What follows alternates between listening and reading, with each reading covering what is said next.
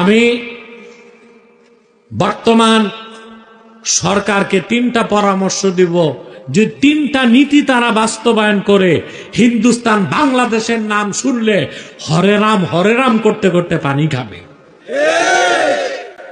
এক, প্রথম নীতি,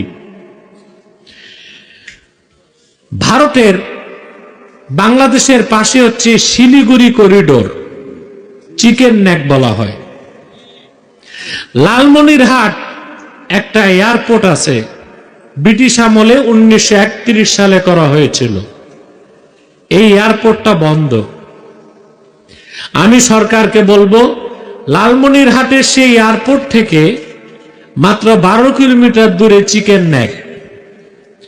আমি বলবো বর্তমান সরকারকে, আপনারা বাংলাদেশ বিমান বাহিনীকে সেখানে ঘাঁটি করে দিন। তার মাত্র 3 মিনিটের মাথায় ওই এয়ারপোর্ট থেকে বাংলাদেশ যারা এয়ারফোর্স, তারা চিকেন নেককে কেটে দিলে, আঘাত করলে ভারত থেকে 7 সিস্টার আলাদা হয়ে যাবে। ভারত কখনো বাংলাদেশের দিকে তাকাবার সাহস পাবে না। 2, ভারতের চিরশত্রু চায়নার সাথে আমি বলবো বর্তমান সরকারকে সামরিক চুক্তি করতে।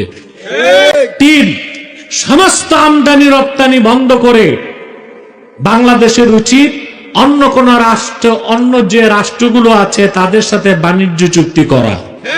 এই 3টা নীতি যদি বর্তমান সরকার বাস্তবায়ন করতে পারে, ভারত চোখ তুলে তাকাবি তো দূরে থাক, বাংলাদেশের নাম শুনলে ও পানি খাবে।